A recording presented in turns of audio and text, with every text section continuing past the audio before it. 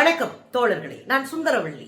தமிழ்நாட்டு அரசியல பக்கா ஸ்கெட்ச் போட்டு விஜய் மூலமாக தமிழ்நாட்டை சீரழித்திருக்கிறது RSS பாஜக சங்க பரிவார் கும்பல்.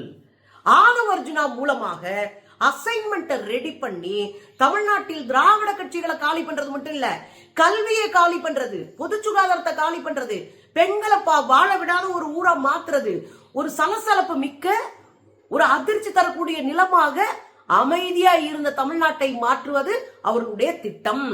அந்த திட்டத்துல வெற்றி அடைந்திருக்கிறார்கள் தோழர்களே. என்ன நடக்குது? நான் ரொம்ப நாளா சொல்லிக்கிட்டே இருக்கேன். இந்த கும்பல் ஆரிய பார்ப்பன கும்பலினுடைய நோக்கம் என்ன?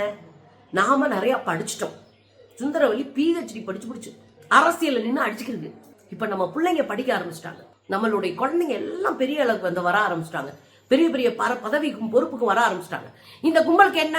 நமக்கு ஈக்குவலா படிக்கிறாங்க, நமக்கு ஈக்குவலா வேலைக்கு வராங்க, நமக்கு ஈக்குவலா நின்று கேள்வி கேட்கிறாங்க. கோயில்ல பூசாரி வரைக்கும் வந்துட்டாங்க. இனி தமிழ்நாட்டுக்குள்ள திராவிட இயக்கங்களை விட்டா காலி பண்ணிரும் பார்ப்பன ஆதிக்கத்தை. எனவே நாம தெளிவா இருப்போம் அப்படின்னு ஒரு ஸ்கெட்ச் போடுறானுங்க. அதுல முதல் பாயிண்ட் அதிமுகவை காலி செய்வது. ஏற்கனவே அதிமுகவை பாதி முடிச்சாச்சு, ஏன் முக்காவாசி முடிச்சாச்சு. ஏதோ ஒட்டிக்கிட்டு இருக்க உசுறு, அதையும் முடிச்சு விட்டுருவோம் முடிவு பண்ணிட்டான். இப்ப அதிமுகவை காலி பண்ணாதான் பாஜக உள்ள வர முடியும். இப்ப அதிமுகவை காலி பண்ணலன்னா பாஜக மூணாவது இடத்துல அல்லது இடமே இல்லாம தெருவில் நிற்கும். அப்ப அதிமுகவை காலி பண்றதுக்கு என்ன பிளான் பண்றாங்க? லாட்ரி மார்டின் குடும்பத்தை இறக்குறாங்க. இந்த லாட்ரி மார்டின் குடும்பம் ஏன் பாஜகவுக்கு உதவணும்? 1200க்கும் மேற்பட்ட கோடிகளை, 1200 கோடிக்கு மேல இந்த மார்டின் குடும்பம் பாஜகவுக்கு டொனேஷன் மட்டும் கொடுத்திருக்கு. அது வந்து பல லட்சம் கோடி ரூபாய் தொழிலுக்கான முதலீட அவன் ஒன்றிய அரசு கொடுத்திருக்கு. இந்த நட்பை வச்சு தமிழ்நாட்டுக்குள்ள இறங்குறாங்க இந்த லாட்ரி குடும்பம். இந்த லாட்ரி குடும்பத்தோட வேலை என்னன்னா, ஒய்ஃபை இறக்குறாரு மார்டின். ஒய்ஃபை இறக்கி அதிமுகவோட போய் அதிமுக சிம்பல்ல நின்று ஜெயிக்க வைக்கிறாங்க, ரெட்டலையில நின்று ஜெயிக்கிறாங்க. அவங்க உள்ள இறங்கினோடனே பலருக்கும் பல லட்சம் இப்படி அள்ளி எறிகிறாங்க பணத்தை. ஏன்னா ஒரு குடும்பத்துக்கு 25,000 கொடுத்தவங்க, ஒரு ஓட்டுக்கு 25,000 கொடுத்த அம்மா ஜெயிச்சிடுறாங்க. இந்த பக்கம் ஆதவ அர்ஜுனா அண்ணன் சொல்றாரு அதிகார மையம் ஒன்றுதான் அப்படின்னு அண்ணன் விஜய் சொல்லலாம், யாரோ எழுதி கொடுத்த பஞ்ச் டைலாக். ஆனா உண்மையில அதிகார மையம் தாவேக்காவுல ஆதவ அர்ஜுனா தான். அங்க புஷி ஆனந்தும் இல்ல, விஜயும் இல்லை. அப்ப லாட்ரி குடும்பம் தமிழ்நாட்டை ஆக்குபை பண்ணிருக்கு. இதுல அடுத்து என்ன பண்ண போறாங்க? இந்த லீமா ரோஸை வச்சு அதிமுகவை துண்டு துண்டா உடைச்சிட்டு இருக்காங்க. ஏற்கனவே லீமா ரோஸ் கிளப்பி விட்டு தான் 25 அதிமுக MLAக்கள் போய் ஓட்டு போட்டாங்க. கட்சி தாவல, கட்சி மாறல, கொறடா உத்தரவை தாண்டி 25 பேர் போய் ஓட்டு போட்டு விஜய் ஆட்சியை காப்பாத்தினாங்க. அதுக்கப்புறம் பிரச்சனை ஆயிருச்சு. அவங்களுக்கெல்லாம் அமைச்சர் பதவி கொடுத்தா உங்களுக்கு ஆதரவு கொடுக்கறது நாங்க வெளியே வந்துருவோம் அப்படின்னு திமுக கூட்டணியில இருந்து போன கட்சியெல்லாம் சொன்ன உடனே அவரை ஸ்டாப் பண்ணிட்டாரு அவங்களுக்கு அமைச்சர் பதவி கொடுப்பத. இப்ப அடுத்த நாடகம் அடங்கி ஏறிக்கிட்டு இருக்கு. என்ன? ஒரு ஆளா தங்களுடைய பதவியை MLA பொறுப்பை ராஜினாமா செஞ்சுட்டு வர்றாங்க. நேத்து 2 பெண்கள் ஒரு ஆணு 3 பேரு அதிமுக MLAக்கள் ரிசைன் பண்ணிட்டாங்க நேத்து. இன்னைக்கு காலையில ஒருத்தர் ரிசைன் பண்ணிட்டாரு. இன்னும் 5 பேரு ரெடியா இருக்கிறாங்களாம். எப்படிடா இது நடந்தது அப்படின்னா, அண்ணன் தான் புஷ்பா மாடல் ஆட்சி நடத்துறாருல விஜய். முதல்ல வந்து ஒரு சோஃபா செட் போகுது, அதுக்கப்புறம் போய் CV சண்முகத்தை சந்திக்கிறாரு. முதல்ல ஒரு கட்சி உடைஞ்சு 2ஆ நிக்கும் போது அந்த கட்சி பிரச்சனைக்குள்ள தலையிடவே கூடாது இன்னொரு கட்சி. அது வேணா நம்ம வெளியே உரையாடல் நிகழ்த்தலாம், உள்ளுக்குள்ள மூக்க நுழைச்சு நேரா சந்திச்சு அதை உடைக்க கூடாது. அது அரசியல் அறம் இல்லை. ஆனா அந்த அரசியல் அறம் பத்தி எல்லாம் அவருக்கு தெரியாது இல்ல. ஆதவ அர்ஜுனா சொல்றதுதான் அறம் நம்புறவர் தானே விஜய். அதனால அவர் நேரா போயிட்டாரு. கட்சி உடையல, கட்சியை விட்டு நான் வெளியேறேன்னு அவங்க சொல்லல, நான் ராஜினாமா பண்ணிட்டேன்னு சொல்லல. ஆனா ஆதரவு கேட்டு சோபாவை அனுப்பி சோழியை முடிச்சு மறுநாள் 25 பேர் ஓட்டு போட்டு விட்டாங்க. இப்போ நேத்து 3, காலையில 1, சாயந்தரம் 5ன்னு இப்ப 5 நாளும் 9 பேரு அதிமுக இருந்து வெளியே வராங்க. CV சண்முகத்துக்கு கூட இருந்தவங்க. இது ஒரு திட்டம். கொஞ்சம் கொஞ்சமா வெளியே வந்து ராஜினாமா பண்ணிட்டு அடுத்த 1 மணி நேரத்துல தாவேக்கால சேர்றாங்க. இந்த தலைமைச் செயலகம் இருப்பாங்கல்ல, அது எதுக்கு அந்த அலுவலகம்? அரசு பணிகளை செய்வதற்கான அலுவலகம். கட்சி பணி அங்க செய்ய முடியாது, அரசு பணியை செய்யணும். ஆனா அங்கே மாடியில போய் கீழே போய் ராஜினாமா கொடுக்குறாங்க, மாடியில போய் கட்சியில சேர்ந்துடுறாங்க. 1 மணி நேரத்துல ராஜினாமா பண்ணிட்டு உடனே அவரு அங்க இருக்கிற அவை தலைவர் உடனே ராஜினாமாவை ஏத்துக்கிறாரு, கையெழுத்து போட்டுறாரு. அடுத்த 1 மணி நேரத்துல தாவேக்காவுல சேர்றாங்க, விஜய சந்திக்கிறாங்க. இந்தியாவிலேயே பாஜக கூட செய்யாத குதிரை பேரத்தை பேசி அவங்கள கூட்டு வராங்க. நான் மொத்தமா வந்தாங்க கட்சி தாவல், அது தாவல், இது தாவல். நான் ஒரு ஆளா காலி பண்றேன். திமுகவுல அதாவது இலக்கிய அணியில இருந்து ஒரு லேடியும் புடிச்சிட்டு போயிடுச்சு அந்த அம்மா. யார்? Lima rose. பக்கா ஸ்கெட்ச் போட்டு 2 திராவிட கட்சிகளையும் பலவீனப்படுத்தணும். இது முதல்ல அதிமுகவை முடிச்சு விட்டாங்களா? இப்ப அதிமுகவுக்கு உயிர் கிடையாது. 2வது திமுகவை எப்படி முடிச்சு விட்டானுங்க?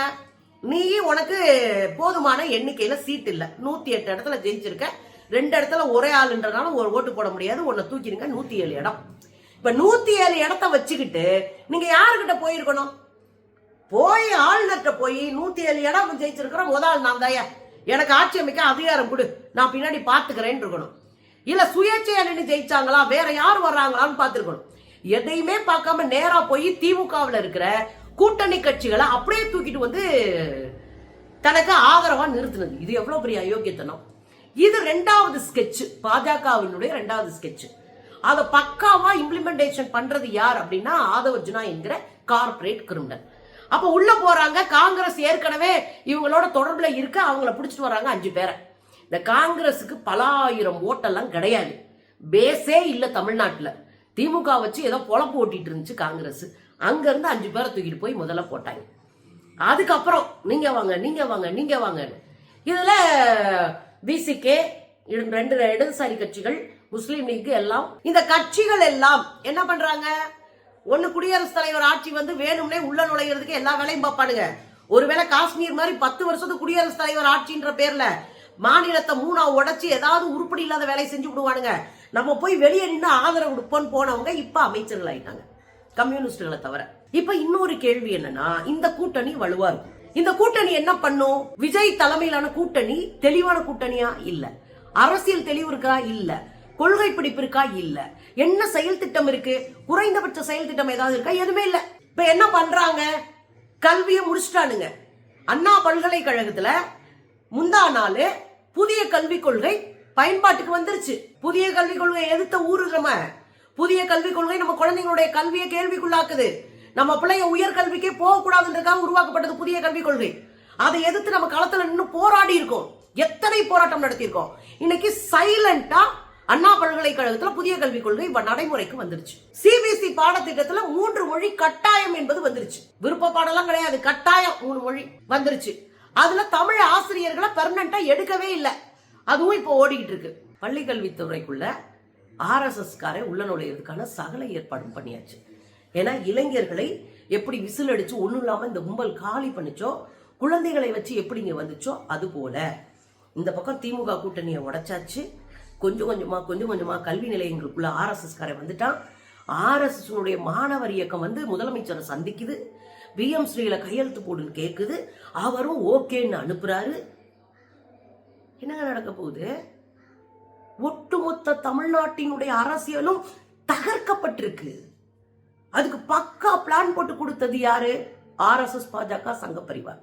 அதை எக்ஸிக்யூட் பண்றது யாரு? அதை பயன்பாட்டு கொண்டு வரது யாரு? ஆதவ் அர்ஜுனா என்கிற கிரிமினல், கார்பரேட் கிரிமினல். அவனுக்கு மண்டைய ஆட்டிக்கிட்டு பொம்மை முதலமைச்சரா உட்கார்ந்து இருக்கிறது யாரு? விஜய் தான். தமிழ்நாட்டோட இன்னைக்கு நிலைமை நல்லா யோசிங்க.